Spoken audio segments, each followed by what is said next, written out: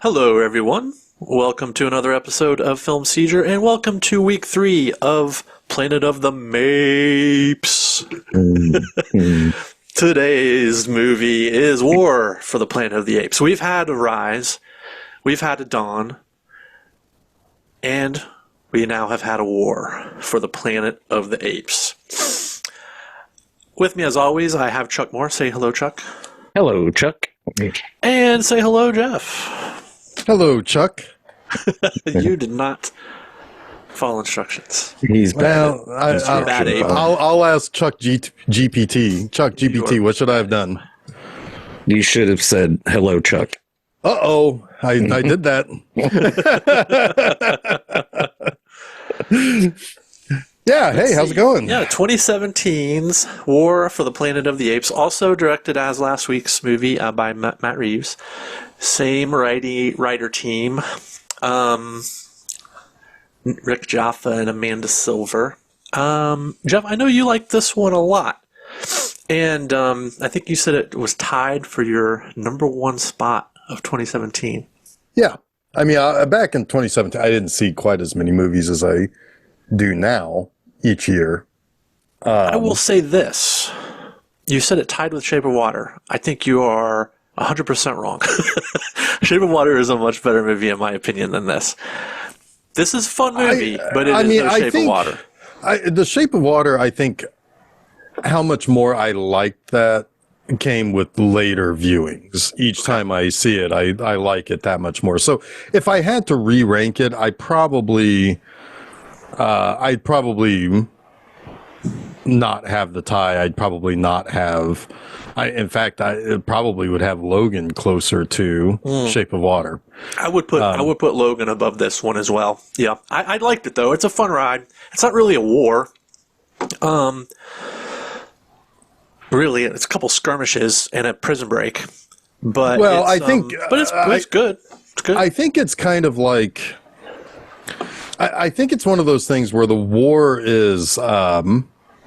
I don't know if it's necessarily a physical war that it might be referring to. All right. But we'll talk about that a little bit more. I do have a couple of quick. I have a couple of quick corrections. I wanted to give from our last week. Oh, last week and myself. Okay. Last week and the first week. So, and Jason, I think the first week you had pointed out, and I was confused, and I will tell you how I was confused. Oh, but yeah, the Icarus was Charlton Heston's ship. Yeah. In the original.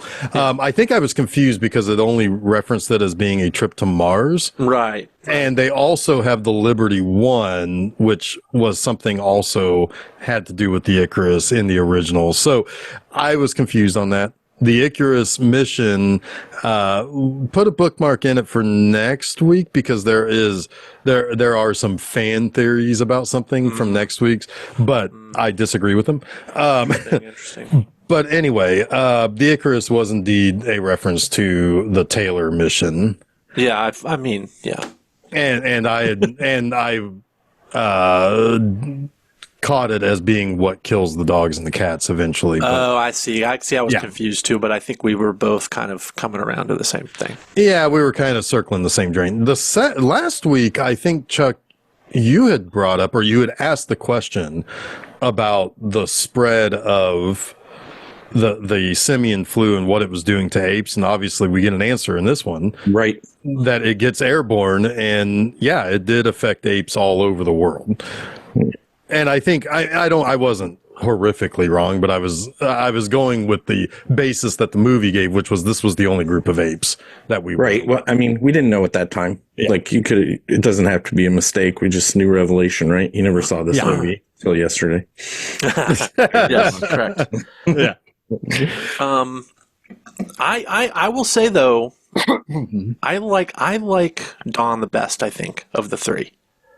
I think there's just more character drama happening. I really like the Koba Caesar dynamic.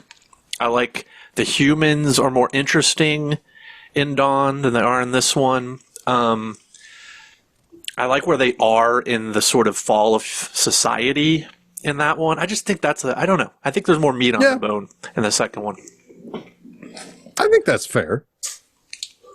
I will say, though, I think opinion, whatever.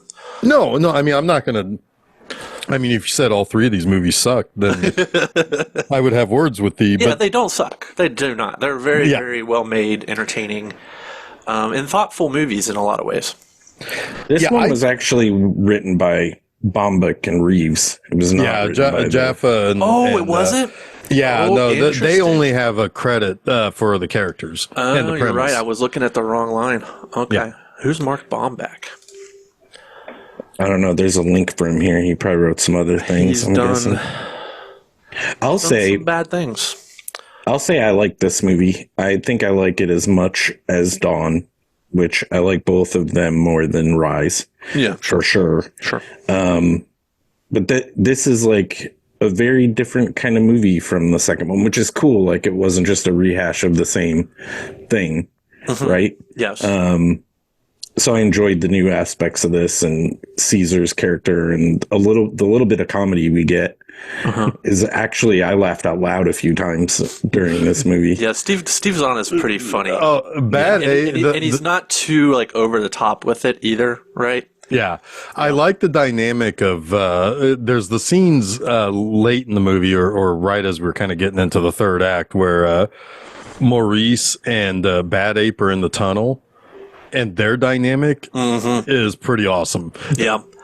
I really like Maurice in this. Like, there are several times where Maurice moved me quite a bit. Well, his eyes are so human. Yeah. Yeah. I mean, like he emotes so much in his eyes compared to the other apes even. Yeah. Yeah. I want to hang out with Maurice. Oh, yeah, because he would like you. Yeah. He's not going to have any prejudging of humans. What do you think of the Nova thing? Is that kind of corny? I was fine with it. That her name is Nova? Kind or just the character? He names her Nova because of the Chevy Nova right ornament. I don't know. Nova's the name of a character in the early. I know. Which one was that? They're trying to tie it back to the first two. Yeah, I mean, I think it's fun because it does have it does have the whole element of this is a sympathetic character who is gone simple. They've kind of gone. She's not a. So I'm fine with tying it back to that because obviously these have already separated themselves from the original series. It closes the loop a little bit. Yeah. I mean, if they would have said, she knows a little boy named Taylor, that would have been one step too far, obviously. Probably about 40 steps too far, not just one. But does it kind of feel like, if they were going to make a fourth one, not too far off the heels of this one, that she would have come back and maybe they would have done a proper like Planet of the Apes remake? Was that ever discussed, I don't think so. I don't think so because I mean this is obviously 3,000 years early too. Yeah, that's fair. It wouldn't really work. I mean, it doesn't even really work for next week's movie. To try to do a remake of the original Planet of the Apes. I mean, it doesn't have to be that far in the future, though. In reality, I mean, technically, yeah. I mean, technically, no. But the revelation would lose its impact of the revelation of the first movie would lose its impact. Well, yeah. I mean, obviously, because you've seen these three, right? But the astronauts would still be like, "What the fuck happened?" Because this all happened while they were in space. Gone. Yeah. Exactly. I mean, it does. So that would still work. That story would still work. And to be honest with you, going back to what I was saying about the Icarus thing, if that thing ends up getting shot off and then gets lost, that makes much more sense why James Franciscus in Beneath the Planet of the Apes is sent out after Taylor to find out what happened to him. Not that, we just heard that he fell into a wormhole and ended up, or whatever. Yeah. That's anyway. I think what this movie has to say is much more. Whereas I think there are bigger ideas in Dawn. I think this one's much more personal and smaller ideas because The one thing I will say about these three movies, and this movie kind of I think sticks the landing very, very well, is that entire arc that Caesar has. Yes. It's all about finishing Caesar's arc, right? Exactly. And Caesar, I think in Dawn is the furthest away from what he was in Rise. And he kind of comes back around full circle in this movie. Yeah, and I think he does it because he sees the compassion that the other apes have for humans that he's struggling with in this movie, right? Yeah. Well, he's struggling for Maurice and Luca, right? They both find themselves very touched and enamored by Nova, and I think that's why when this movie ends, he feels okay because enough of that has rubbed off. Well, he also, I mean, it's very subtle also, and we'll get to it, but he weeps for the villain. Yeah. He actually shows a great deal of compassion there and lets go of why he's so mad. Yeah, we'll talk about that. We'll get that. Yeah. We'll get there. That's a really good twist in this movie, I think. Oh yeah. Well, it sets the stage for what we know the future to be. It also if it's also anything like the lets original. Caesar off the hook a little bit, but yeah, it's interesting. Yeah, I mean, I think there's a We'll talk about it. We'll get there. Hey guys, we're gonna get there. We're gonna get there. We're gonna get there. I really like how the 20th Century Fox fanfare is played on the percussions.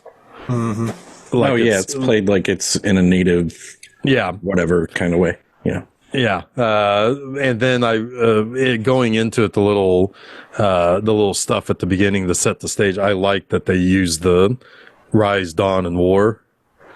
I think that's very clever to basically move us into the plot, which is essentially Saving Private Ryan here at the beginning. Yeah, a little bit. Yeah, a little bit. Because it goes hard to start this movie. It's not like the last one where it's very quiet and very, it's this is, we're in a war. I mean, this war has been raging for a couple of years. It's I like the fact so that it opens right with the soldiers climbing up the hill, and the bedtime for Bonzo on the helmet is so good. Yeah, like one, it's funny. Two, they're doing the exact opposite of what Bedtime for Bonzo was about, right. Which is about teaching morals to a chimpanzee, right? Well, they're going to teach them a different kind of lesson. Right. I was like, right off the bat, I was like, oh, that's cool. That's clever. But yeah, that's my only note on that. Was that Bedtime for Bonzo? Was that Ronald Reagan? Yeah, it sure was. Reagan. Yeah, that's sure was too, in a way. I like that the Koba followers didn't reintegrate. They stayed away from. I mean, I don't know if that is necessarily out of just they don't like Caesar or they're embarrassed to return or what, but don't feel like Koba would have been down with that though. No. Yeah. No, but it's the idea that, and in a way, if you look at the macro, typically there will be some people who are going to fight for the side that's against their best interests. And they'll be quote unquote promised to live only they'll ultimately be wiped out when they're no longer useful. You see it like it's one of the more interesting things about Alex Garland's new movie Warfare is the treatment of their embedded Iraqi soldiers, because they're not treated well by the American soldiers. We saw that in the Beast also. Yeah, absolutely. And they're the first. Yep. They're the first out the door, right? Yep. So yeah. I mean, that felt very true to me, true to life. Yeah. Well, they can't even be dignified with what they are. They're just called donkeys. Yeah. Yeah. Because they just carry everything for the humans, and they're, and it's like, yeah, I mean, they're surviving, but, is it worth being a slave to be alive? Yeah. Yeah. Yeah, and there's a really good story arc there. Bit of a redemption near the end of this movie. Yeah, We'll get there. We'll get there. I hope Sorry. so. Keep us on I task, sure John. I sure hope so. I sure hope we make this journey safely. I don't want any of you guys turning around and deciding to follow your revenge plot while the rest of us are left without a lead. And they're all branded too. They're branded, and they have like spray painted on their fur. back. Yeah. Yeah. I mean, I mean, for a lack of a better term, they're dehumanized, right? Yeah. Right. Or whatever that would be, simianized. Simianized. Yeah. Yeah. I mean, I think that's the point, is to dehumanize them, right? Because they're getting a little too big for their britches. They're stronger. Well, as our main villain says later, you're stronger. You're smart as hell. And you're gonna beat us in the evolutionary chain if we don't stop you. It's going to be a Planet of the Apes. It's like, oh damn, hell yeah, Woody, you got the drop it. Yeah. So yeah, of course they're gonna dehumanize them, right? Because they want to put them back in the evolutionary chain where they belong. Yeah.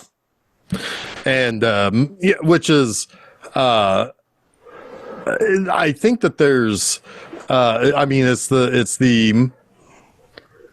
Whenever you call yourself the Alpha and Omega, that's probably a sign that you're not going to be reasonable. No, it's pretty extremist, isn't it? I mean, kind of the definition of it. Yeah, you're both extremes. Yeah, yeah, and it's and I am a little surprised that they didn't have a nuclear weapon. Right. So explain a little bit about that. Because that is a callback to yes. The missile, the missile in Beneath the Planet of the Apes was called the Alpha Omega. Mm-hmm. It was the beginning and the end, and it was the worshipped final solution for these apes, which and that's something too, right? I mean, the final solution, but it's the idea that it was the beginning and the end. It was, they were going to have a final say in the course of this world, essentially, which is kind of the take that Woody Harrelson has. Well, yeah, I mean, you wonder if he renamed them that after the events of the story he tells Caesar, right? I'm sure he did. It's when he goes a little nutty in the head. Well, yeah, he goes a little Hearts of Darkness, right? Like he now has followers, and so they're more than just a battalion or a platoon. Right. Yeah. It's a holy war now. Yeah. Exactly. Yeah. We do find out that there's a colonel that they were the ones who were contacted, is what my impression was, by Gary Oldman, which, to be honest with you, or they were the ones who were sent when contact was made. Yeah, right. Because they are part of a bigger group, military group. But I mean, it's seemingly it's what's left of the United States. Yeah, is this army, this massive army that's that was mostly made up of people who were thought to be immune to the simian flu. Thought to be because it mutates in the most interesting of ways. Mm-hmm. They're very ironic ways. Yeah. And oh, you gotta love Maurice picking up on it immediately. That something's not right with these people. But anyway, it would have been interesting to find out what would have happened to Gary Oldman's people once Woody Harrelson shows up. Would they have been forced into fighting? Would they have been, would they have been eventually left to die? I think they would have fought. I think a lot of them would have fought willingly. Sure, they would have been conscripted basically at that point. But as far as like them starting to have the virus mutate, I mean, we know what happened then. Yeah. Yeah. So basically they are seeking out wherever Caesar has taken the remaining apes from the end of Dawn. He has abandoned paradise, essentially, which now Caesar ultimately becomes Moses by the end of this movie. Yeah. But so they're So if the second movie was Shakespearean, this one is biblical. yeah.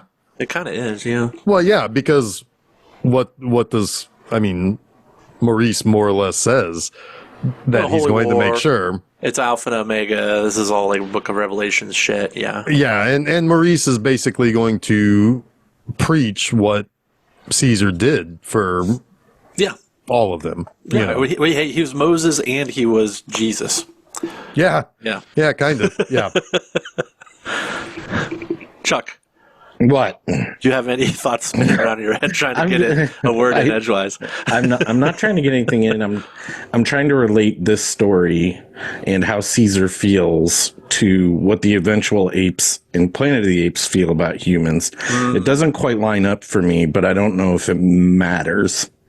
So I don't know. I was kind of off in my own little brain thoughts there. Think about it. Well, it's an Well, interesting this question. is more like Battle for the Planet of the Apes because Caesar does. There is an idea that there could be coexistence in battle, which technically changes the future. Yeah. But again, Which one was Battle? Hold on. that was the fifth one. Yeah. Okay. Because after Conquest, that was like the only time other than Charlton Heston where a returning human character came back, the black guy that helped Caesar in Conquest. He comes back and he's working with them in battle. He was there as a teacher, but he was also, but then there was also the whole idea that like, there is no such thing as equality here as long as humans aren't given the same leeway in the society as the apes were. I think to me, Chuck, is what we probably will see is a more compassionate ape. That's what I think. Like they wouldn't be like they are to start Planet of the Apes, but that's also like thousands of years in the future, right? And we're talking about a human race who has probably continued to devolve. And also, Zaius had squashed a lot of what humans were. That's true too. There was a bit of a right wing chapter of Apes, let's say. Oh yeah, the orangutans that has pushed a pro ape agenda. But who? Right. Okay, so but we would equate Caesar not to Caesar of the future stories, but the ape whose words are on the wall. Right. Yes, He said lawgiver. never trust human, the lawgiver, right? So his laws would be different, right off the bat, in my opinion. Yeah, and in a way that does happen in battle too, because because at the end of that, the John Huston ape is preaching a different version of apes and humans history. All of that, that becomes a weird, like infinity loop of, because what Cornelius and Zira and Milo did to come back in time changed their future. It's nice that they use those names in these movies, but it's also like kind of confusing. Like, I know it's an homage in a name, but I don't want to think like Cornelius is Cornelius because he's not. Like, right? Because it's thousands of years. Right, because you want to say, are they trying to make a bigger statement by naming that character the same? But that's also from Battle for the Planet of the Apes because Caesar's son in that was Cornelius. Yes. And it's not the same Cornelius. No. But he was named after the Cornelius. Yes. Yeah. That we know. Yeah. Right. Yeah. Because again, Caesar essentially gives. Right. So Zira you have to be careful Cornelius. with how much thematic weight or symbolism you can assign to it. But you shouldn't have to think about it if you know it's just a cheeky Easter egg, right? Yeah. And certainly, So I agree. That's confusing to me. I would prefer if they didn't do more of that, didn't do much of that. Yeah. That's why the Nova thing. I mentioned the Nova thing. I was like, what are they doing there? It's like, okay. Well, a couple of things. Yeah. It's using the characters that they already had, as part of the IP. But it's this little stupid winks. It's fine for what it is, I guess. But yeah, it can confuse the conversation.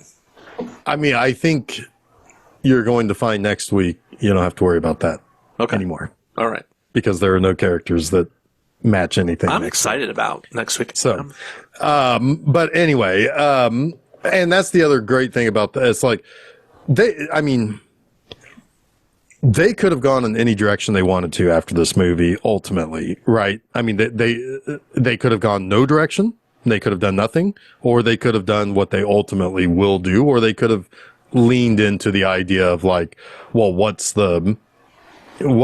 can we potentially just do a remake here?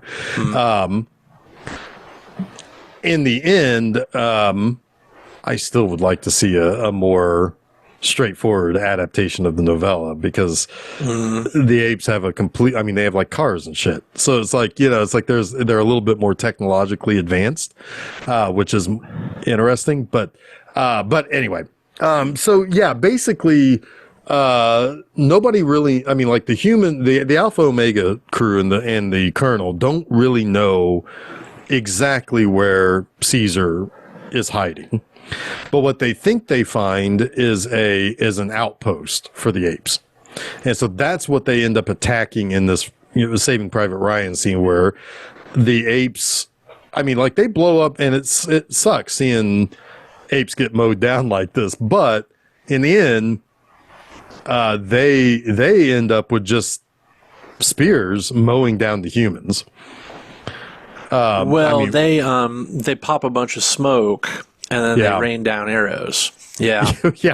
Yeah. And, it's, the humans aren't prepared for how good the apes are at this war, I don't think. It's almost like they kind of drew them in. Yes. And then, there are going to be casualties, but we're going to win this battle. Yeah. Yeah. Because, there were 63 apes that died or something like that, I think is what they say. Which is a lot. Which is quite a bit, but there are only, 4 humans that can survive. And again, how would have Koba handled this, right?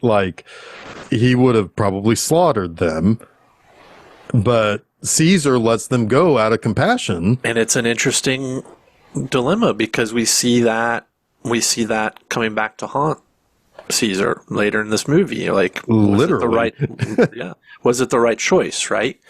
It's a choice he could live with, I guess. But yeah, is he too lenient? I think in that moment, I think Caesar is smart, because it's going to be hard for them to beat the humans in a straight up war, given the weapons that they have versus what the apes have. Mm-hmm. So his only real shot, minus an avalanche or something, of defeating them. A Deus Ex Machina. Yeah. Oh boy. Yep. The ape god rains hell down on them. Yeah. An icy hell. I think it is a smart move, because if he does strike a peace deal with them, it gives them time at least to get out of there and hide and reestablish their community elsewhere. If especially since that they have scouts that are already looking for a place. His own son and his number 2 are They just have no clue. They have no clue what they're dealing with as far as the psychosis of Woody Harrelson. Oh, that would make it even if he knew what this man was like, he never would have sent those guys back alive. He wouldn't have. I agree. Right. Yeah. Yeah. In fact, you would have had the opportunity to capture them, detain them, and treat them humanely. Call them donkeys.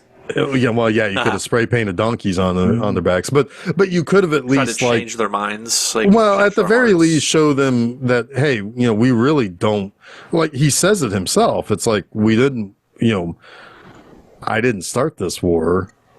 The ape that did is dead. Yeah. I'm just stuck with this. Yeah. But I know an avalanche is going to finish it. Yep. Hell yeah. Which, to be honest with you, Deus Ex Machina, sure, for the story. But if you really kind of think about it, that's a pretty goddamn big explosion on the side of a pretty snowy mountain. It's a chain reaction. It's a chain reaction. Yeah. And the apes are far more adept to be able to. I don't want to forget either. Get away from it. When we get to all that towards the third act and everything with the base, geographically, this movie makes no sense in my head.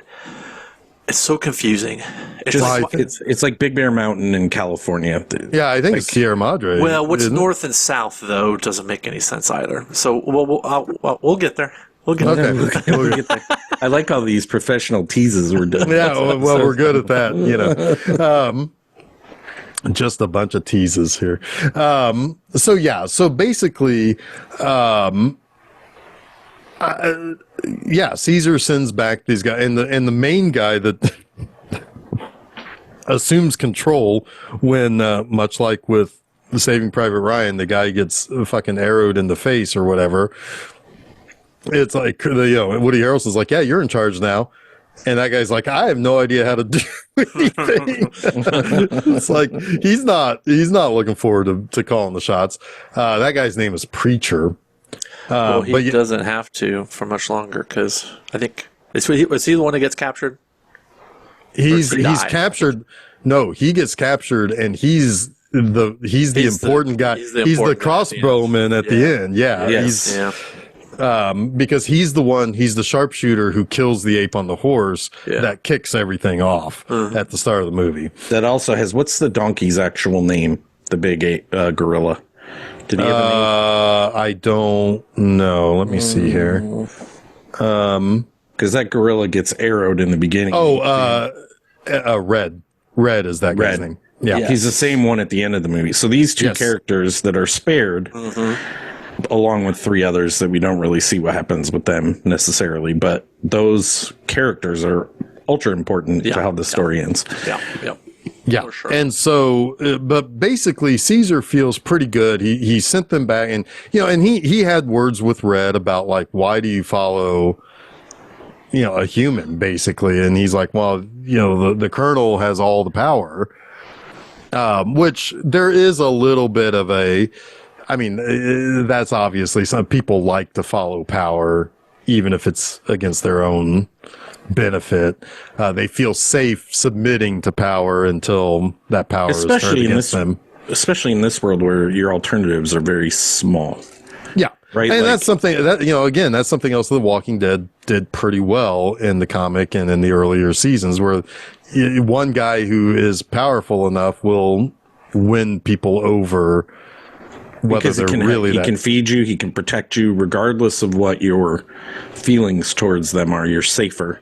Yep. You will always trade safety for your morals. And you don't want that enemy out there. Right. Right? Yep. Like, you want to be with the worst person because you don't want them against you. Yeah, exactly. And, sometimes your mortal safety takes a back seat, or takes the front seat to your morals, right? Right. Yeah. Anyway, basically, they feel pretty good, and in comes Blue Eyes and Rocket back from their apparently many, many weeks mission, is what my impression was. Because they're searching for a place that the humans won't find, that will be away from the war and that could sustain their people. So Blue Eyes brings back evidence of a desert, a paradise. The perfect place to settle down, a desert. But he said, like, on the other side of the mountains, it's a place there's no humans. They won't find us. It'll be good for us to go there. And there's a white gorilla, Winter, who's like, beat cheeks. We got to get out of here. We got to get out of here right now. And they're like, well, I don't know if we can do that. And it's like, well, I'm going to get out of here. And he gets out of there. All right. Unfortunately. But we also find out that that Blue Eyes has a little chimp lady. Lake. Yes. She also has, like, the little things in her hair like Cornelia does. Yeah, the poor female characters in these movies, though, they don't get much to do. They don't. Why even cast Judy Greer? It's so weird. That's who that was? I didn't even know that was Judy Greer. No, she's wife. Cornelia. She's Cornelia. She didn't even say anything in either movie. She barely does anything in either movie. Yeah. Yeah. Although Lake does have a more important role in this movie, though. Lake is a little bit more developed, but she's still just basically like, well, be maternal, please. Yeah, we need someone to take care of the baby. Well, but she also, she does have one really good moment that saves Caesar's life. We'll get there. at the work camp. We'll get there. Yeah, we'll get there. We'll get there. We'll get there.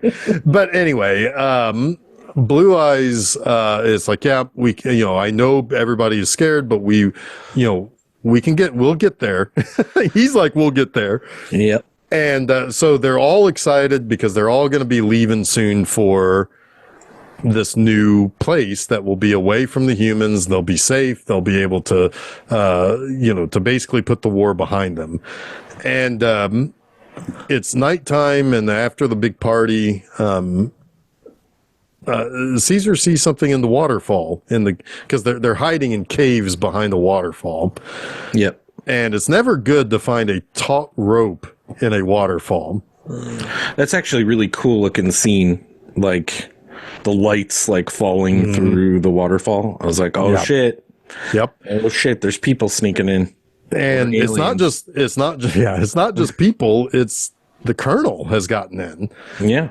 And, in fact, the Colonel comes across Blue Eyes thinking that it's Caesar and kills him. Along with Caesar's wife. Along with Cornelia. And Caesar is pissed. He's pretty livid. He's pretty pissed about this. Like, I mean, he's ready to like throw down right now. Well, yeah, he jumps through the waterfall onto the rope, starts climbing the rope, and then Colonel's like, "I'm just going to cut you off." So he falls again. Yeah, kind of like falling off after Koba shot him. Yeah, he's constantly falling into the water and miraculously surviving. Yeah. Well, I mean, he is Moses. He parted those waters, got out. Yep. Walked right out of there. Part of the CGI water. Yeah, but the Colonel does make a mistake, because even if he had killed Caesar, he still left a lot of apes there. Yep. Right? Like, he still left a lot of the contingent alive. But he makes the mistake of believing that you cut the head off and the snake will die. Right, the head of the snake. Yeah. Which he didn't do. Number one. Right. I don't know why he assumed he got Caesar. Yeah. Like, well, I think that's a racist thing. Because he killed an ape? Well, no, because he believes that, he thinks that Blue Eyes looks enough like Caesar. That must be Caesar. He doesn't really know what Caesar looks like. Nobody does. I know. He's like, King Kong is dead. And then he goes, which stupid mistake, lives. Dude. Yes, King Kong is still alive. King Kong lives. Oh, God. So the next day comes, everybody is like, this is, or whatever, it might be a couple of days later, but it's like, this is terrible. We need to, we got to go now. We got to go and find this place. And, Caesar leaves Cornelius with Lake and basically says, I'm not going. I've got business. I've got Avenge to take care of. Right. And, which is kind of cool because like Rocket and Maurice is like, no, I got to go. And it's like, well, I can't, I don't know if I'm coming back. And Maurice is like, well, that's why. Oh, and they've also noticed that Winter has disappeared. That's right. Winter is like, he's betrayed us, because how else would they know where our base was, where our home was? Yeah, right. Because they didn't have the humans or Red in the base. It was in that outpost. Right, because they tried to put Red in, ape prison, but then Winter was like, oh, he escaped. He attacked me and escaped. And it's like, that seems suspicious then, and it's very suspicious now. Yeah. And Lake was the one who right to be suspicious. Yeah, and Lake was the one who freaked out the most about wanting to leave and get away from everything. So anyway, but the Rocket, Maurice, and Luca go with them, which is kind of neat because it's one of each. It's a chimp, a bonobos, a orangutan, and a gorilla, which is, I think, kind of clever. I thought you were telling a joke. Yeah, well, they all walked into a bar. They all walked into the bar, and one of them became Pope. Pope Leo. Yeah, they go off, and there's the whole thing about Maurice saying, "I'm here to make sure that you do Come back. Yep. which is like, And Rocket's Maurice, like, you're man, badass. and Rocket's like, I've always been with you. I mean, of course that's his main man, Yeah, my main man, Mitch. Let's go. right. And Luca is like, I'll be the muscle. Yeah. And How come the gorillas are the best in these? Like they're like in the first movie, the gorilla that saved Caesar was the best. Like when he jumps into the helicopter. I can't remember from the last movie actually if there was an awesome gorilla. Well, what was kind of cool about the gorillas in the last movie, remember when the one dude, the friendly dude, was walking into their camp, and then all of a sudden he's surrounded by the gorillas. gorilla comes out of the yeah. It's like they're stealthy and they're badass and they are scary looking. Yes. And they're like the muscle, Caesar needed a gorilla around when Koba shot him, but there happened not to be any there. Yeah. But yeah, go ahead, continue. They're making their way. I don't know which way they're going.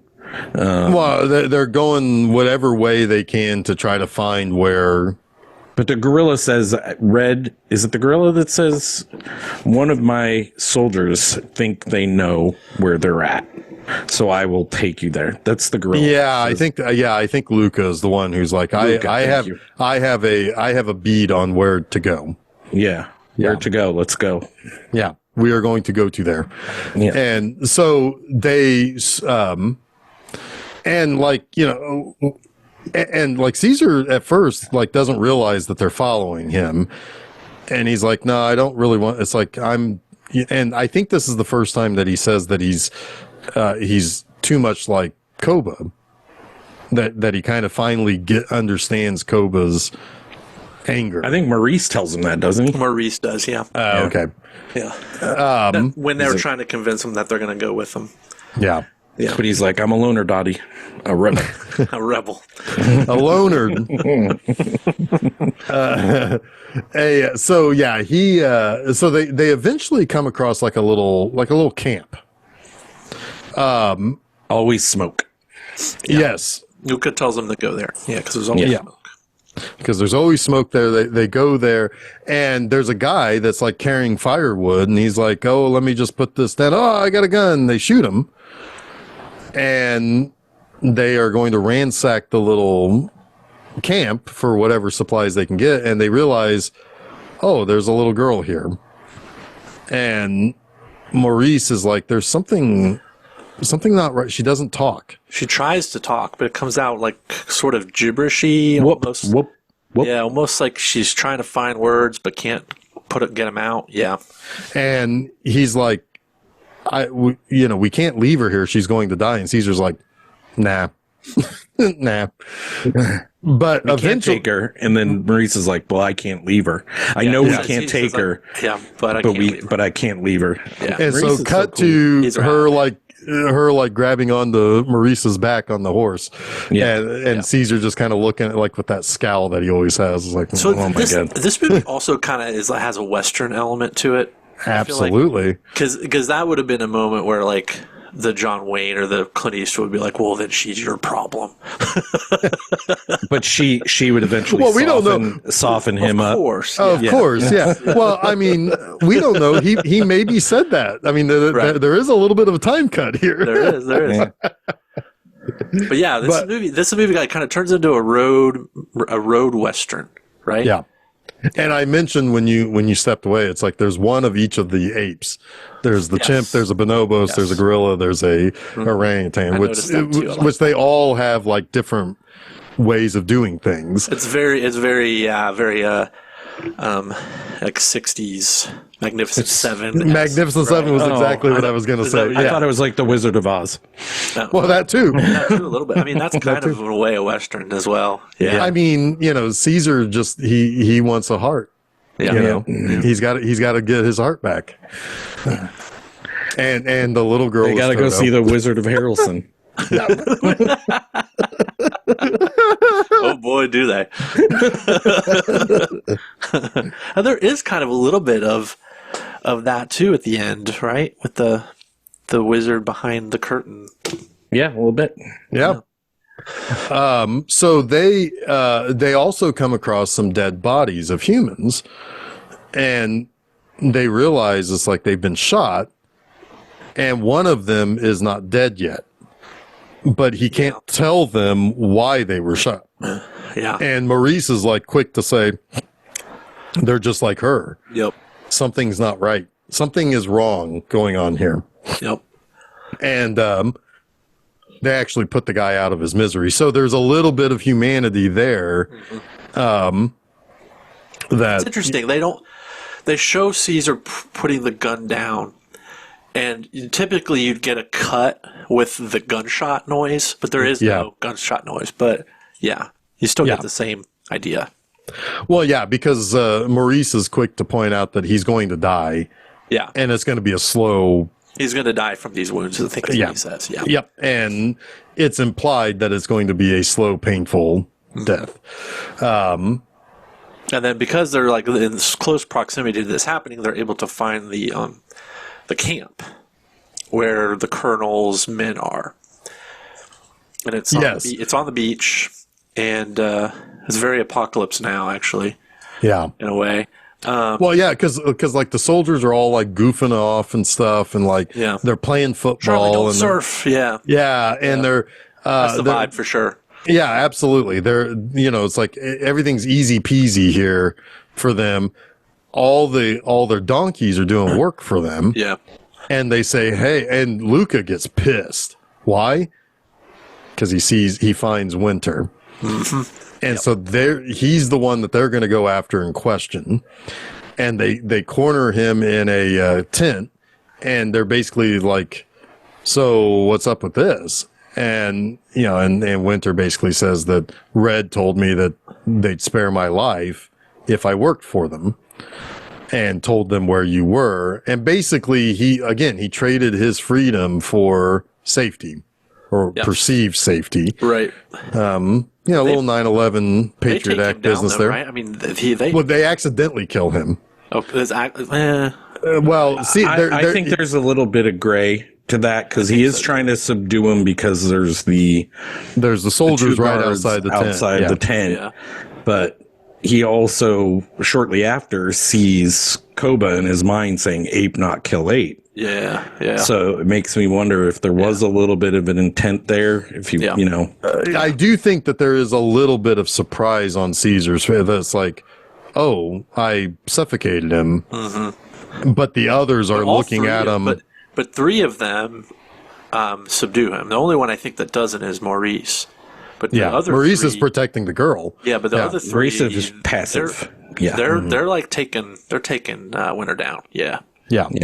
It's Caesar that's trying to cover his mouth, and I think he just suffocates him. Well, he has his hand around his neck. And he's got his. And there's the whole thing, like, Winter's the reason that his wife and kid got killed. Right. This is also like another one of his steps towards the dark side, right? Yeah. So I do think there's like enough gray area there that I don't even think you need to know whether he did it on purpose, but there's like doubt. Yeah. Right. Yeah. Fair. So now, but they found out from something important from Winter, though, that the army is moving north, and they're meeting with more part of the human army, and that at the border, and they're going to meet up to then destroy all the apes. Is what Winter understands. My impression of that was the border was Oregon. Yeah, probably. Although this is, to me, where the geography starts getting a little funky, because they go up to the north, and the border where they're attacked is the south. Because the apes follow from the south, and they encounter the fortress from the south, but that's ultimately where they also get attacked from. Supposedly. Well, they probably had to go around the mountain, I'm guessing. Maybe. To get there. But I also think that they don't go all the way to the border, because that story is not true that they were told. Maybe. It's just very confusing to me. Well, I think only part of it is not true. but yeah. I mean, well, certainly a big part of it is not Yes. true. But Yes. but they would have seen the other army. Is my point. If they're both coming from the same direction, but apes are coming from the south up north, like that is not in dispute. yeah, it's confusing because even the other apes go south. Yes. Right? You assume they're going to Mexico Correct. or Correct. something. So I don't think they're going to Mexico. They I could think be that- going. I think they're going to Nevada. Yeah, I think they're going to Nevada. But still, it doesn't make any sense. Yeah, I think they're going to Southeast. Nevada or Arizona, one or But the that's other. still southeast Right. from Woody San Harrelson Francisco. probably wouldn't have just happened upon them. Yeah, so the geography I feel like is a little goofy. I could give it a pass, I mean, but honestly, the one that's thing the kind of stuff that drives me crazy, Chuck, because I think spatially in movies, and it's one of the reasons why it was like I'm still to this day confused by the Dark Knight sequences because spatially things don't make sense.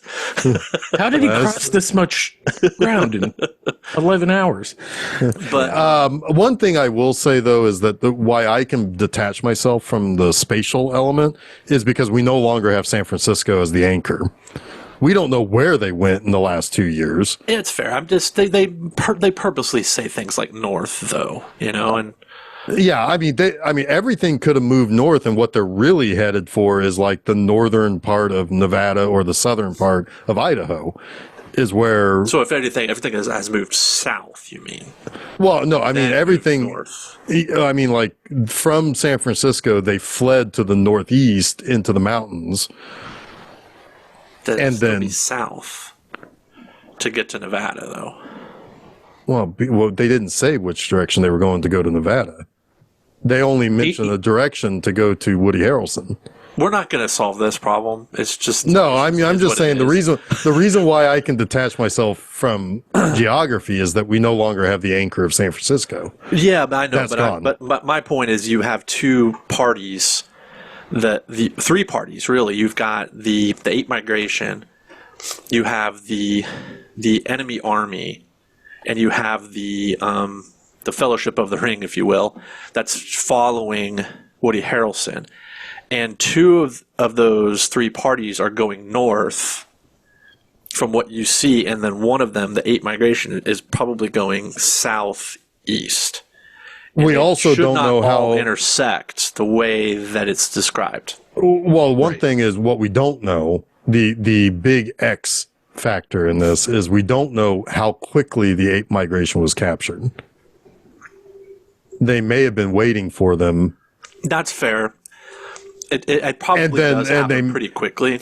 And I'm guessing they also have more than just horses to get back to base. Caesar is moving slowly.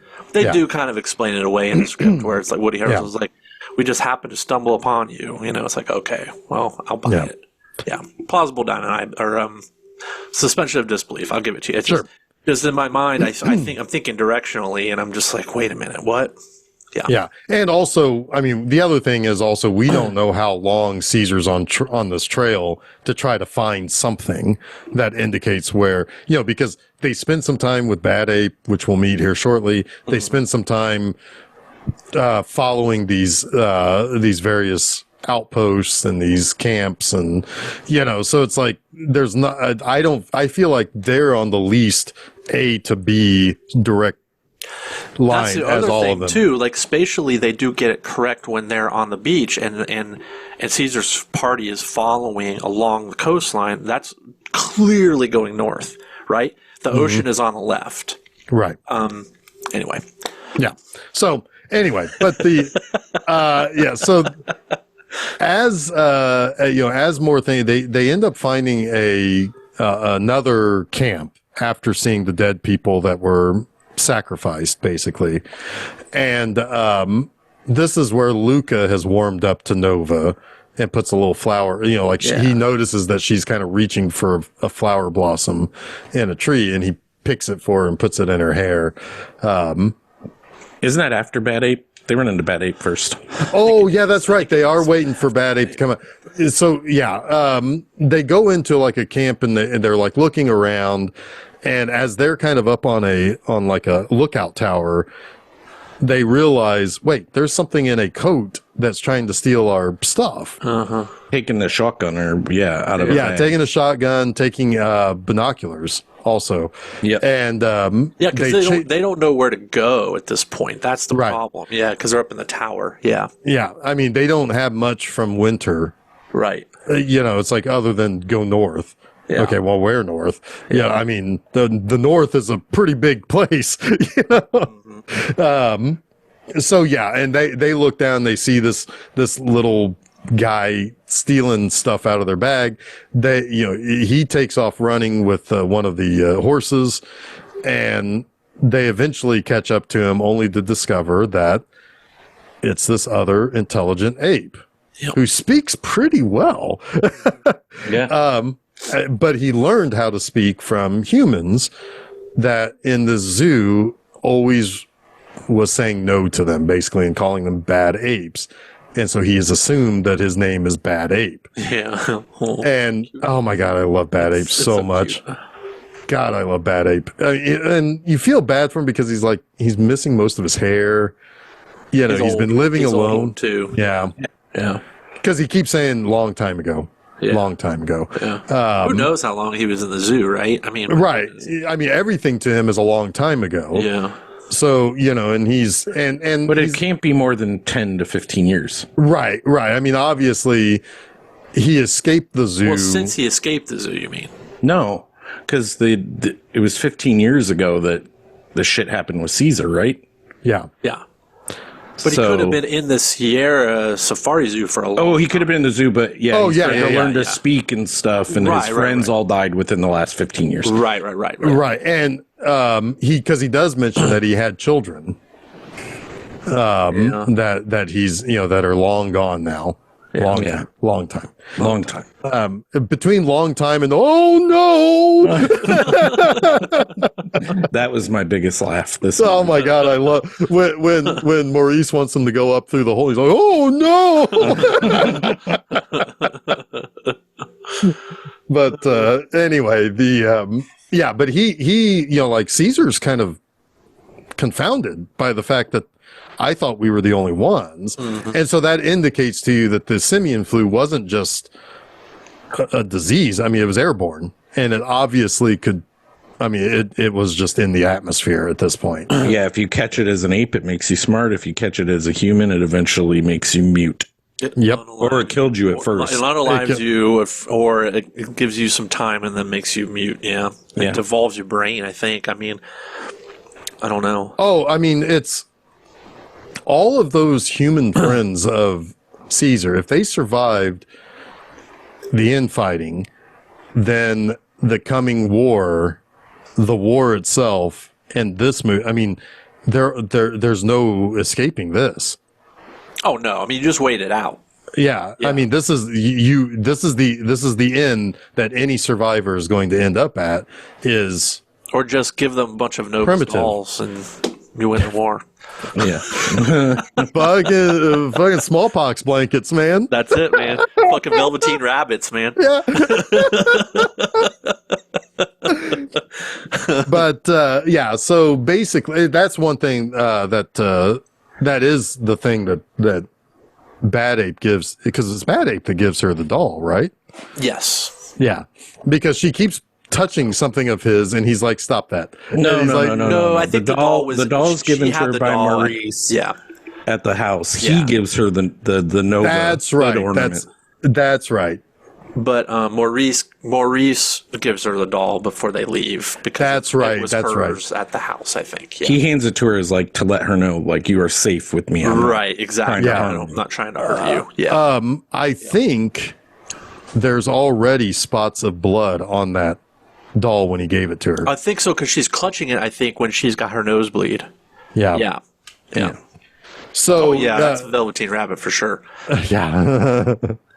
The Deathalteen Rabbit. But so basically, but she keeps touching stuff of Bad Apes, and he's like always like taking it away. Like he's been living by himself for a long time. I sympathize and empathize with him. I'm telling you, He's anyone. like, don't touch my stuff. I'm going to only mention it once, but anyone that's listening that has seen Silo, the TV show Silo on Apple TV, the season 2 with Steve Zahn, it is like the same character. It's so freaking weird. They really, I believe that they cast Steve Zahn because they're like, oh my god, let's just get the guy who was Bad Ape. It's the same situation. He's going to be isolated for decades on his own, like grow up without any human or ape interaction, right? Yeah. It's going to be all weird and awkward. So yeah, basically, like he says, I know where there are other the human zoo. I know where the human zoo is, and Caesar's like, well, can you take us there? And he's like, oh, no, no, no, I'm not going to do that. No. But he does eventually end up agreeing to take them. And this is, I was ahead of myself there. That's when they're waiting for him to come out. And Nova sees the little flowers and Luca plucks one for her and puts it in her hair. And then Bad Ape comes out in his little vest and hat, and I fucking love it. That's one of my 3 notes. Bad Ape with the puffer vest. Yes. And they're kind of looking at him like, so that's it, because he kind of like just kind of shrugs like, yeah, I got my little vest on. Looks pretty good. Yeah. Pretty good. Yeah. I mean, he's smart, right? I mean, it's snowy, it's cold, come on now. So they're headed to the quote unquote human zoo. And basically, I mean, it's pretty much, I mean, the story beats are kind of down, or, kind of are rushing downhill from here. Because once they get to the outskirts of the fortress, they come across the guards that are kind of on the outside. They kill them before they can kill the apes, but Luca gets stabbed by the bayonet. And it's really sweet that like Nova gives him back the flower, as he's dying. And this is again, like Caesar gets mad again, and he's like, you guys got to go. This is my fight. You guys got to go. And, Rocket and Maurice basically are like, well, what about, Luca basically would have died for nothing at this point. It's like, we've come this far. We gotta keep going. But doesn't he storm off without him? He storms off without him anyway. Well, he leaves them behind. Yeah, and they follow. Yes, and he also like he then later says, "Well, I'm going to try to get in on my own. Keep an eye out," or basically like no, he leaves them. Like he says, "You guys got to go back," and he leaves without them. But they decide not to go back. They follow him. That's right. He ends up going and finding the actual camp itself. And while he's looking over the outside of the camp, he sees he looks around and all the X's are the chimpanzees from his actual group. That's another callback to the original.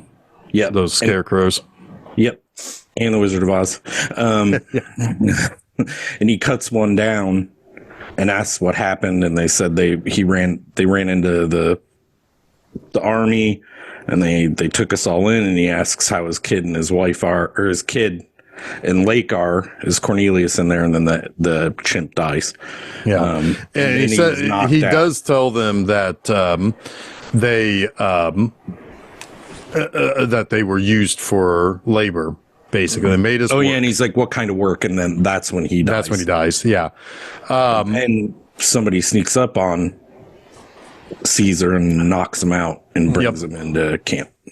And that's when he confronts the colonel, and he's like, "Wow, look at you! We're about to have a Planet of the Apes in scene. Forget about the rest of it." He said the thing. No, does he tell the story about his son in this scene? I think he does, right? I think he does. Yeah, because Or no, it's They actually talk about mercy. They have a discussion about mercy. Is it Yes. here, or is it when they talk about like the food, that they need food to work? I think it's the second time, but Yeah. I think the food thing happens later because he only goes up to the colonel's chambers the one time until he goes on his own later.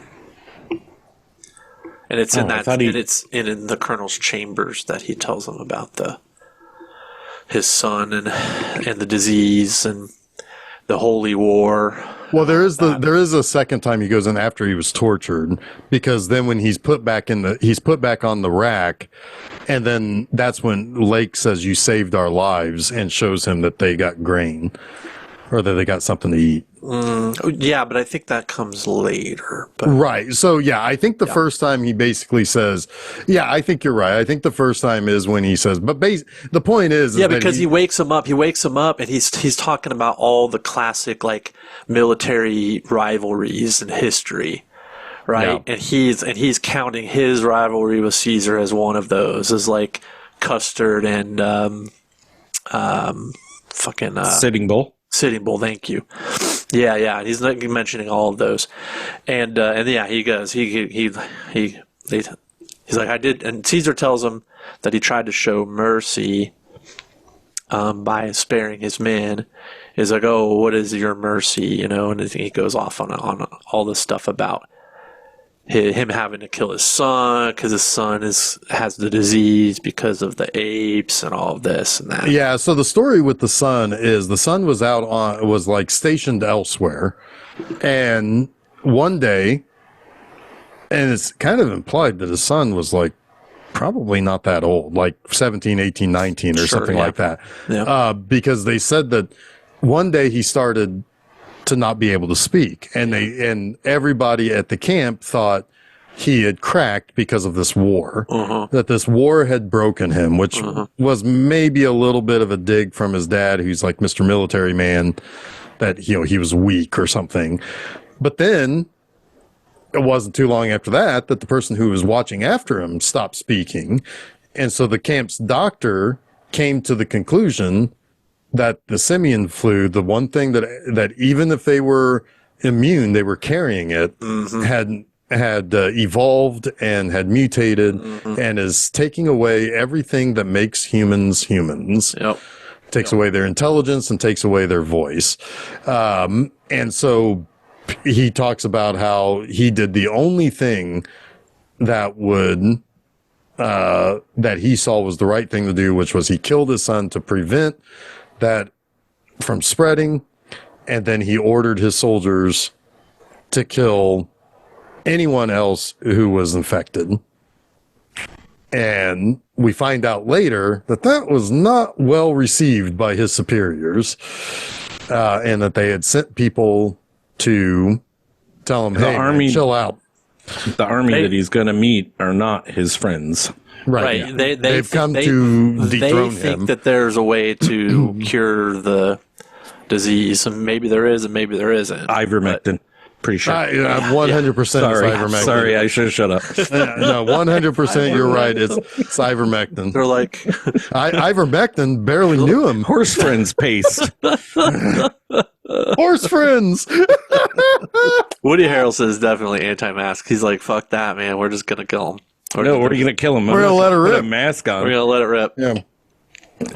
You got the COVID. You're dead. You're dead. Who do you think you are? I am. You are. I am. Which is, that's what people start saying when they start losing their intelligence. Who do you Yes. think I are? I am. And then they have to shoot them. Anyway. So yeah, basically, what the apes are being forced into slave labor to do, which is build a wall to basically prevent those people from that other part of the world, one might even say from another country, from getting The apes in. are going to pay for it. The apes are paying for it. Yep. They're paying for that wall. Bet your ass they are. I got to stop. I don't like to get That's too political. great. That's so good, though. No, I mean, It's perfect. that's old news now. I mean, that's not political anymore. You're right. Too much shit has gone on for that to still be a thing.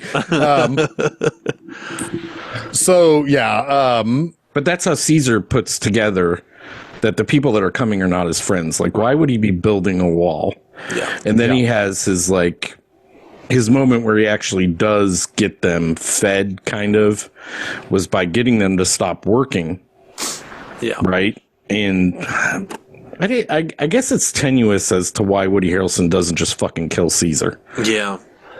Well, Like, I think Would there be a I mass think he revolt likes- he's afraid of? I think there's a I think little if bit he of were to martyrism. if he were to kill Caesar in front of them all, they would probably revolt.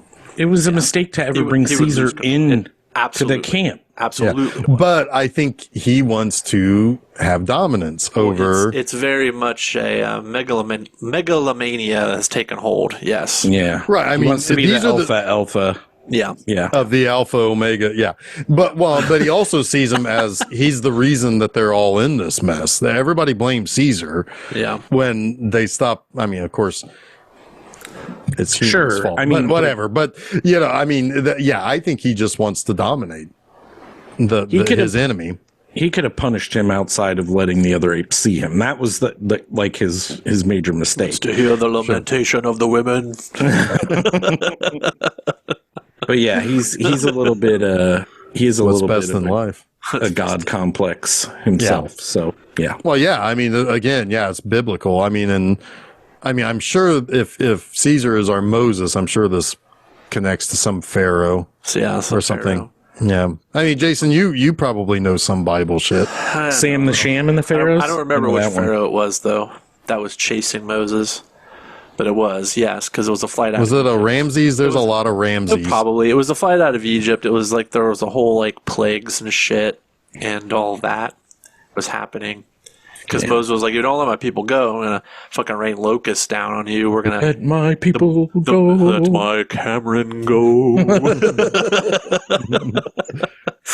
Well, meanwhile, outside, Maurice asks Rocket, "What would Caesar do?" Yeah. It's like I had a nice little chuckle at that. Yes, yes. Yeah. WWCD. Yeah, yep, exactly.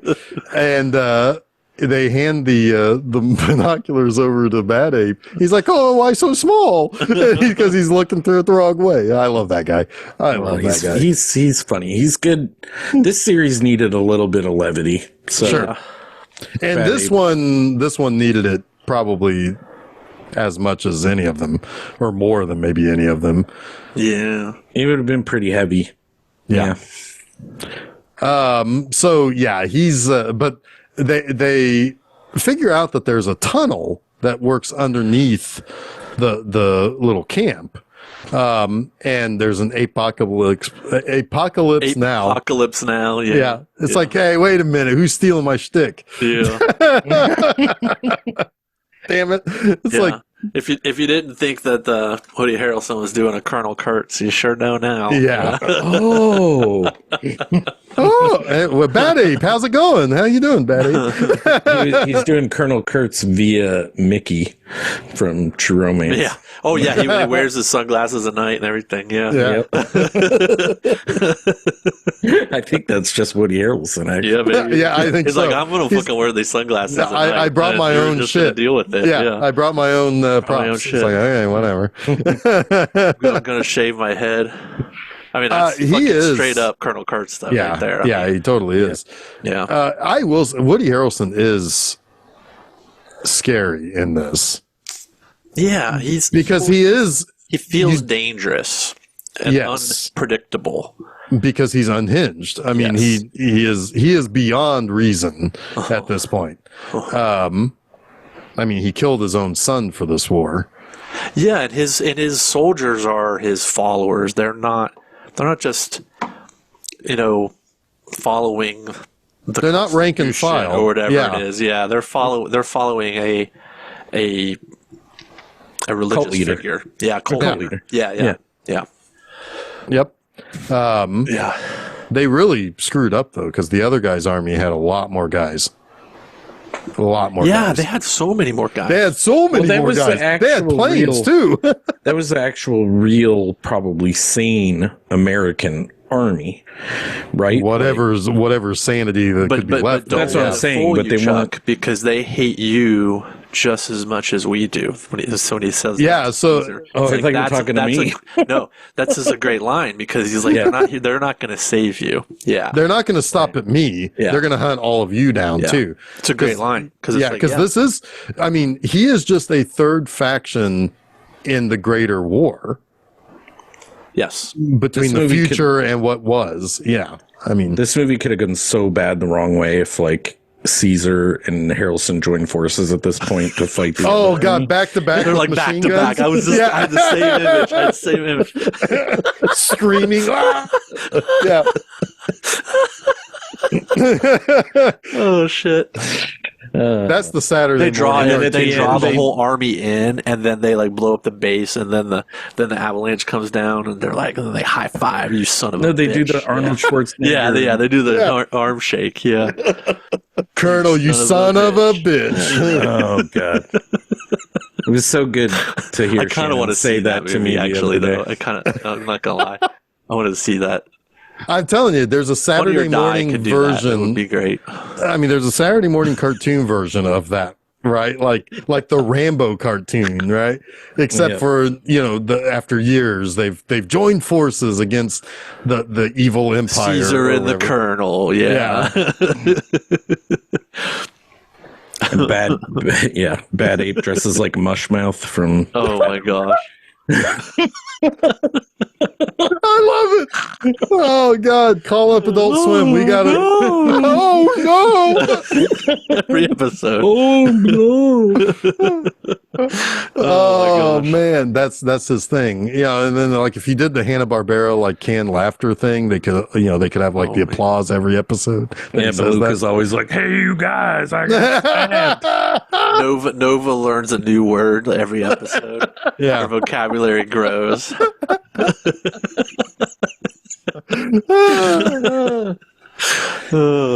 Oh God, that's good. We just nailed it. We absolutely fucking nailed it. Yeah.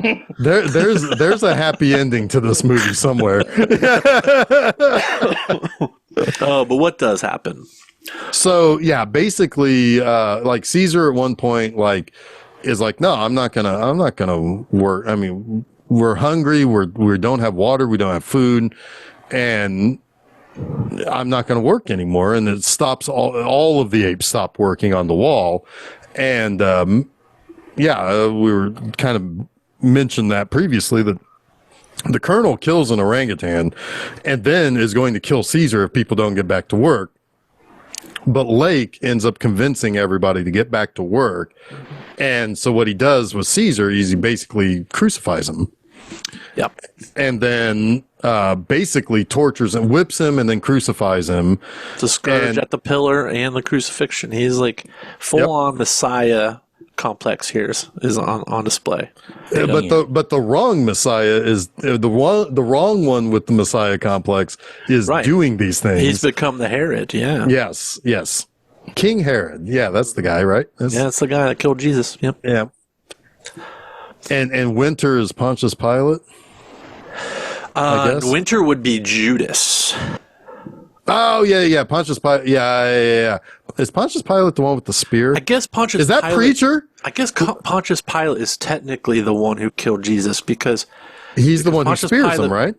Well, he didn't. I don't think Pontius Pilate did any of the actual violence, but he ordered him to be scourged, and then that wasn't enough for the people. Well, who's and the then guy he who ordered did him the? to be crucified?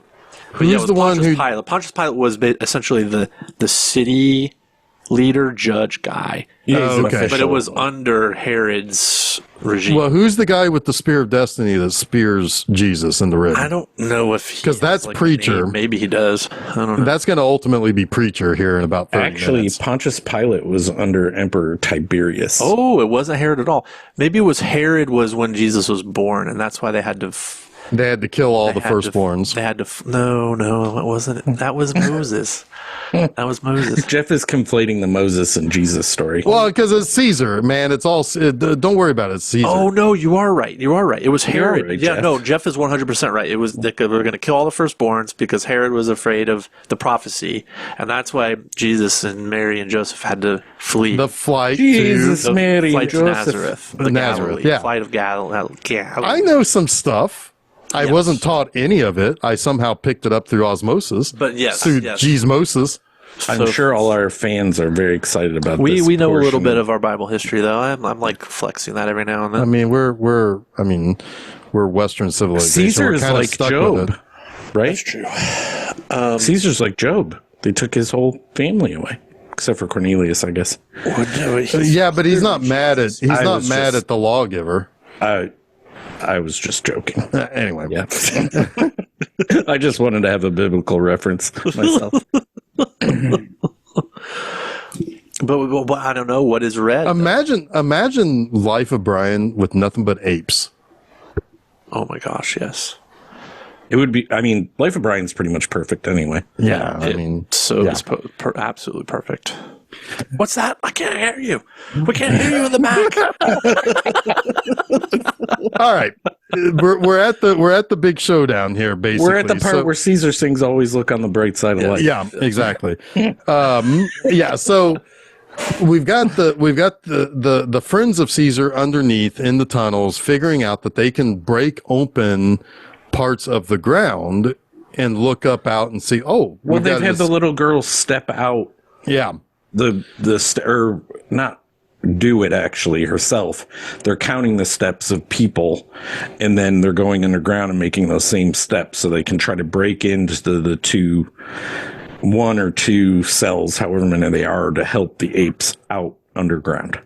Yes. The problem though is, Nova one night under Bad Ape's watch decides I'm going to go give my little bunny rabbit to Caesar. She has a limited understanding of what is going on, but she knows that Caesar is. She knows her friend is in trouble. Yes. Yeah. And so she goes to see him and, also gives him some food and a little bit of water from outside the She gives him water, then the other apes call her over and hand her a little bit of whatever that grain was that was given to the other apes because he hadn't been getting any. And then he regains all his power overnight. Yes, he Popeyes out and he's like, "Oh shit, you better hide because some soldiers are coming." Mm-hmm. But she leaves the rabbit in his cell with him. And he and basically in order to make sure that because they know like I think Caesar basically explains to the people outside watching this, like they're going to kill her if they find her because she's infected. She's got Yeah. And so Rocket takes one for the team and gets captured for him. And he gets beat up pretty good too, but but he gets his last laughs by flinging poo. Oh my eventually. God. This answers the age-old question of why Cookie Rocket. What? That was in the first movie. Why Cookie Rocket? Okay, I don't remember. Because Rocket was his rival. Yeah. Yes. He's the one who, in the very first. Oh, yes. Okay. Sorry. Why Cookie Rocket? Well, also- this is why you Cookie Rocket. Yes. Also, this also answers the age-old question of who flung poo. Yes, the flinging of the poo is so fucking funny. And that guy gets so mad. It's like, I mean, I would be mad, but I would be like, I need to clean myself up first before I do anything about this because this is really, really gross. Oh no, I'd totally be like, I need revenge right now. Yeah, I would see Brown for sure. Yes. Well, that guy's seeing Brown, that's for sure. And red. What would Brown do for you? Who does number 2 work for? Works for I Rocket. said that just earlier today. Anyway, so basically, they hide her, and then so Maurice and Bad Ape now have to dig the tunnel to get people out, which Bad Ape being the ambassador to say hi to everybody is great. And you have to imagine that Rocket said some pretty funny shit to the other apes about Rocket's that like, guy. this is the ape I told you about. Yeah. He is the guy I told you about. This motherfucker right here. We can trust him, I promise. He might be a little goofy, but this is when like Maurice is like, no, you've got to go up through the hole and make yourself known. He's like, oh no. Well, what does he see? I wish I could It's a remember. boot. 'Cause- He first sticks his head up. He sees the guy's boot. He's No, like, I know "Oh." that, but this but is- he says, "Oh no!" at one point. And you think something bad is happening, but it's something funny that he saw. Or something. I think you're thinking of the binoculars, maybe. I don't remember. Yeah, why so But small? what happens is Maurice and Nova notice the water in the tunnel, and Maurice lets go. Essentially, he like moves, and Bad Ape falls down. Yeah. Bad Ape fall down, And they realize, okay, and that we can't dig the tunnel anymore to the children's kids. pen. We got to close this off, seal the water, and we've got to find a different way to get them out. instead of going down, the kids got to go up. Yeah, and that's when they Which they come could up- have done at any time. But that's when they come up with the genius idea with the flinging the poo, Yeah, right? Yeah, because they got to get the guards out of that's there. how they get the guard's gun and his keys, and then they can let the children apes out of their cage and into the adult apes cage and down through the tunnel. Yeah. Yeah. Yep. And boom, like the kids are free. Like they're free and clear. They get out. The kids are free. The apes can basically fight their way out, and you've got Maurice and Bad Ape basically ushering the kids through. Bad Ape even saves a couple of kids once Yeah. the army Yeah, he arrives. does. Yeah, he does. Because once Dawn arrives, Good old Bad Ape. yeah, when the dawn comes, so do the army. And so also But Caesar has also decided again Yeah. that I'm not going with you. I'm going to fulfill my destiny of killing this man. Yeah. Yep, and I am too much like Koba. Yes. I have to go do this, and it should also be said that when at one point, like they take Caesar out to get a little bit more weapons, the colonel finds the doll. stuffed animal, the doll, Yeah. and he takes it from him, and we find out when Caesar's like, "Nope, I'm going to go do my thing. To hell with all of you." He goes up and he realizes that the doll infected the colonel, Death by Velveteen Rabbit. Man. and he's like all got the nosebleed and everything. He's basically, I guess that means he bleeds his vocal box out of his. You bleed your smarts out of your face. There's a brain Yeah. bleed of some sort. Yeah, for Yeah. sure. Yep. And he can't speak, but he does know enough so far that's like, kill me. Yeah. And this is when Caesar weeps for him, but won't kill him because it's, he's kind of got his just desserts at this point. It's an ironic fate, right? Yeah. But he leaves the gun for him. Yep. And Lets him this do it is himself. this is the one thing where it's like it's very clear that it's like Caesar has not gone fully over to to the dark side. He has He's come back. He's come back, and he's reminded. He's also maybe, seen the picture of his son before Yeah. he sees this too. Like there's a lot of emotion that's happening here. Yeah. and you think that maybe, or at least I thought this, in a way, maybe he's seeing John Lithgow again in his decline. Sure. And I've been a part of this. This is horrible. I can't do anything worse than this. He will never be Pope. This is a lot like we bring up The Last of Us, but this is like The Last of Us 2 in a lot of ways, where you have your enemy at their weak point and you can end them, and you're like, something has happened to you, something has changed you, that vengeance doesn't mean what it used to mean. Right.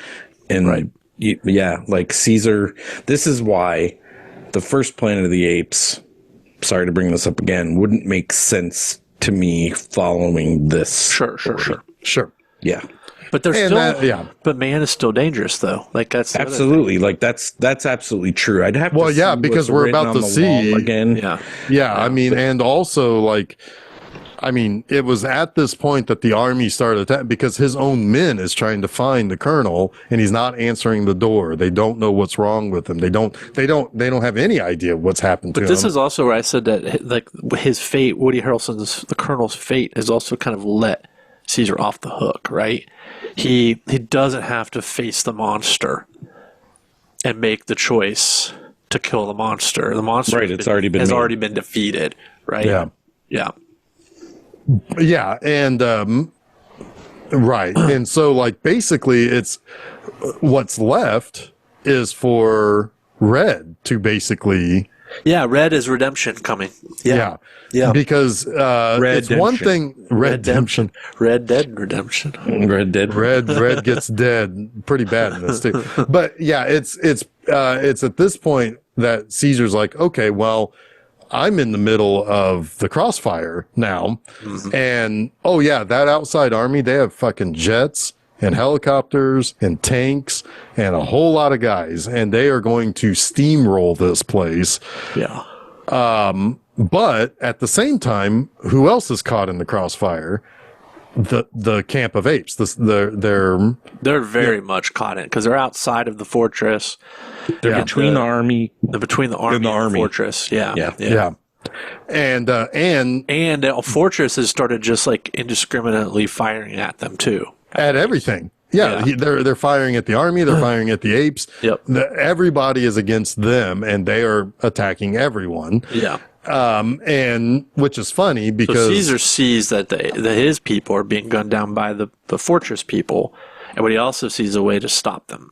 Yep, there's a leaking petrol tank. Yeah, basically. Yeah.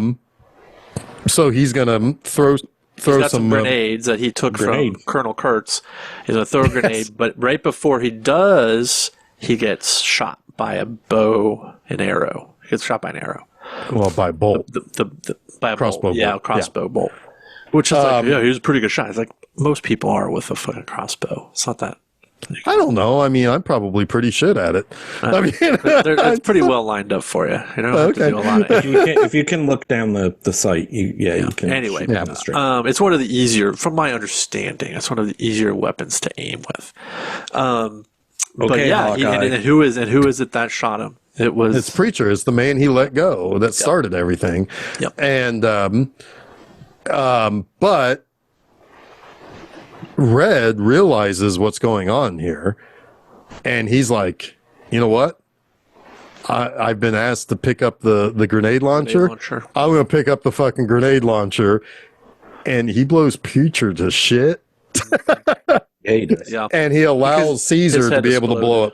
Yeah, but then he gets his head exploded by the guy he was helping. The guy who he was yelling for the grenade launcher, shoots him in the head. But he's given Caesar just enough time because he was going to die anyway up there, right? He gives him just enough time to throw the grenade. Well, Caesar warned Red that fucking fuel truck up. Yeah, and it blows the entire place up. He was giving himself up because he would have died on the wall. So he died a martyr. Well, and died a martyr for Caesar. Yeah, and Caesar told him earlier that instant redemption. Yeah, but he told him that it's you're going to die too. Basically, like they're not keeping you around. Yeah, but the thing when they don't need you anymore, they're going to keep you around. Yeah, yeah. But the thing about Red was he did die on his own terms. Yes. Even though he was killed by the soldier, he made his choice. He decided he was going to die when Caesar blew up the thing. Yeah. Oh, yeah. Yeah. Yeah. Yeah. He died protecting apes. Yeah. Yeah. Yes. Yeah. And when knowing that he would die. Yeah. Yeah. Yeah. Yeah. Oh, yeah. And then the whole fortress explodes. To which the army guys are just like, oh shit. And he has to get out of there. Well, and then the old army guys come storming in, and it's kind of funny because I think they blew up the place. Yeah, I think they do.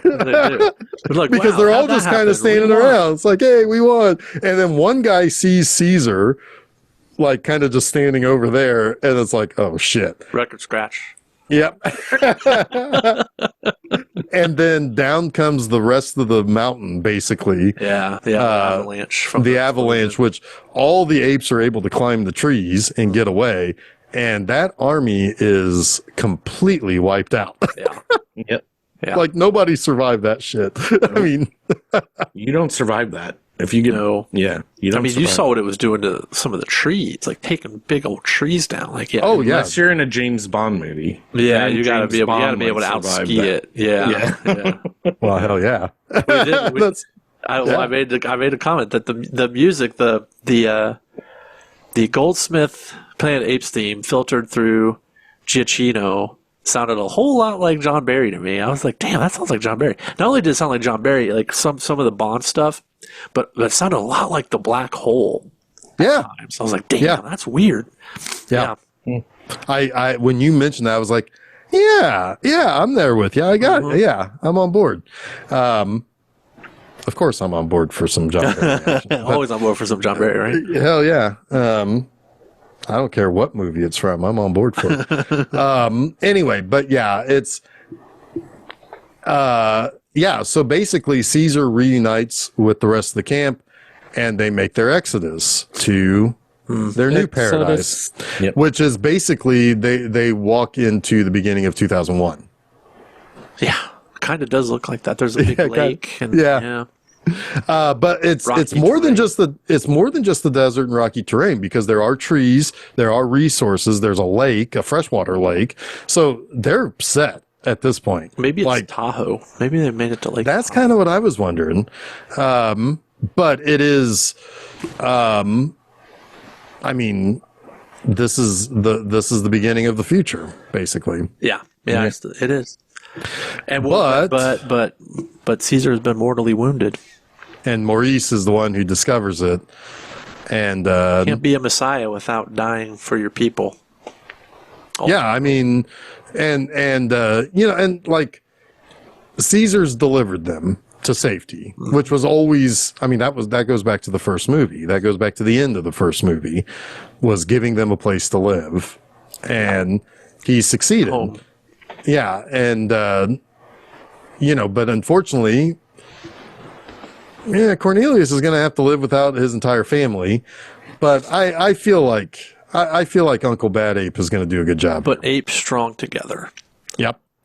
I do like, so when Caesar dies, and of course Maurice, like basically says, it's like, yeah, your son is going to know who you were and what You're going to be Caesar the did. lawmaker someday, buddy. Yeah, everything's going to be great.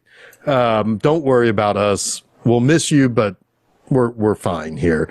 And I like, as the camera pans upwards as he dies, like the apes start to stand up, realizing that Caesar's passed away. That's really clever how they, like, it just takes you away from that, just as they realize what's happened. But yeah, I mean, I like when Caesar says that apes don't need me anymore. It's like, Yeah. I've done what I can do. It's yeah. yeah. I mean, They don't they in general. purpose. They need peace. They need led yes. through love. They need Maurice. Right. They need Maurice. need Yeah. Paris. Yeah. They need Maurice. They need Rocket, who Yeah. Rocket will provide the strength going forward. Yeah. Good stuff. Yeah. A really, really nice conclusion to the arc. You go from a character that was raised by humans, realizing where he's really from, giving that to them, and then inheriting a war and having to basically commit some sins, but get you through to the end, and get you to the peace. He did the things that only he could do. He did it pretty much the Frank Sinatra way, though, right? His way. His way, His yeah. way. His way, yeah. Because he ultimately didn't really have to sacrifice his beliefs. They did take down Winter. And he did drop Koba. Yeah, but Koba But had to Koba, go. well, yeah, Koba was going to be a cancer that you couldn't. Koba had to go. Yeah, he was not going to be something that could be forgiven in the long run. That could also be seen as self-defense. Like, Absolutely. Absolutely. Sure. I mean, well, if nothing else, self-defense for the entire body of their group, you know. Yeah, yeah, so, 100%, yeah. And, you know, there are some times in which people wavered in their trust in him, but in the end, their faith in Caesar won through, you know, and he made mistakes. And that was, I mean, that's kind of he is not a flawless hero. His biggest mistake is that he abandoned them when they needed him. He chose vengeance over leading his people. Yeah, because you could potentially wonder how many lives he could have saved. Yeah. Well, who knows if they could have just defeated the colonel on the spot? Right. You know, defeated the colonel or evaded him again. Yeah. Right. Yeah. Yep. But would they have ever been truly safe if the colonel was still alive? Well, anyway, I think the colonel was going to get his no matter what when the army showed up. I don't have any, I don't have any delusions that he wasn't going to get run over by them, but that army would still exist. Yeah. Yes. I think they eventually would succumb to the disease, regardless of dolls and but they may have gotten the apes first. Maybe. It's possible, yeah. Or at least severely hurt their numbers. The threat of it would be always in their minds. Yeah. Which would have that would have bred something else in them, a much more aggressive society potentially.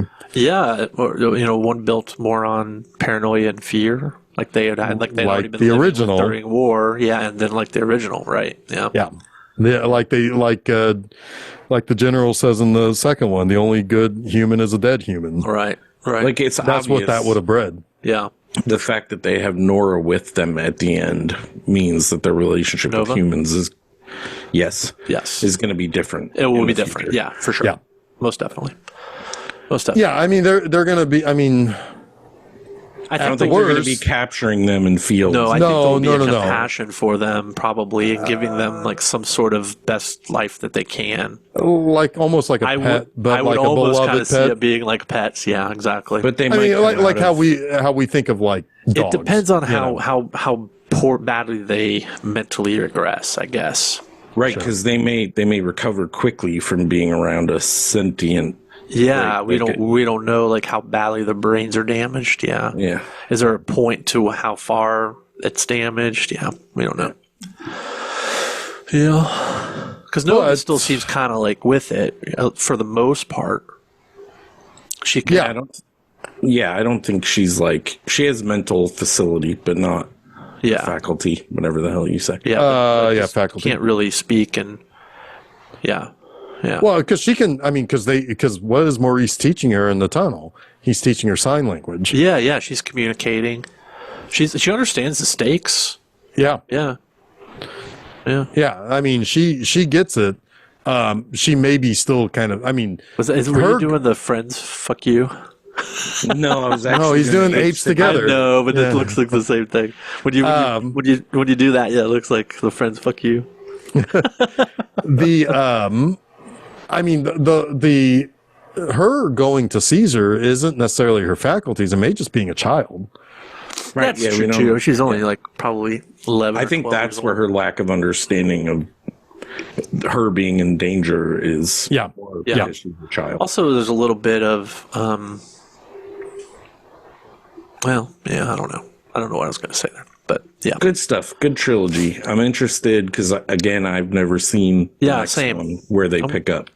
I think you're going to like this. I think there are a couple of questions that we can all puzzle through because I have them too. So we'll talk through that. But I think you're going to like Kingdom. I don't have any doubt that you'll think that the movie is really, really beautiful. Like it's really shot well.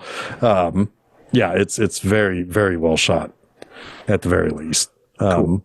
And it has a kind of a different tone than these. I mean, there's a little bit like there's some I mean, there's some heavy stuff, but not nearly We'll as get heavy there. as these. We'll get there. We'll get there. We'll get there. We'll get there next week. We'll get there. We'll get there next week. So yeah, I guess we're going to talk about what's happening next week. How's that sound? I like it. Okay. Next week, May 28th, we've got Kingdom of the Planet of the Apes, the start of a possible new trilogy. I know there's talks of a possible couple of sequels rolling out of this. So we'll see. But yeah, that is coming up. Go to filmseizure.com. That's where you'll find all of the places where you can follow us, where you can subscribe to us on the various podcast sites, so on and so forth. Yeah, go there. That's where that's going to happen. And it's the conclusion of Planet of the Apes. Oh. This upcoming Monday, all the same places, filmseizure.com, you will find a new episode of Monster Mondays. I'm still in the middle of a month of sequels that kind of changed the course of a series. In this case, it's the sequel that ended a series in the best possible way it could. Wes Craven's New Nightmare. So we'll be talking about that. Jason's really excited from all the young. Sorry. I got Chuck. Anyway, I do like that movie then. yeah, it's good. It's a neat movie. I always like that one. Yeah. So yeah, filmseizure.com for that as well. My website, bmovieanima.com. This upcoming Friday, we have a review of Extra 3, Watch the Skies, a far, far better sequel than Extra 2. Oh my God, Extra 2 is so sad. God, that is shit. Not as good as the original, but I enjoyed Extra 3. Anyway, so yeah, there's that. Until next week, I'm Jeff Arbuckle. I'm Chuck Moore. I'm Jason Oliver, and you have been listening to Film Seizure. Got it. Yes. Got 'em.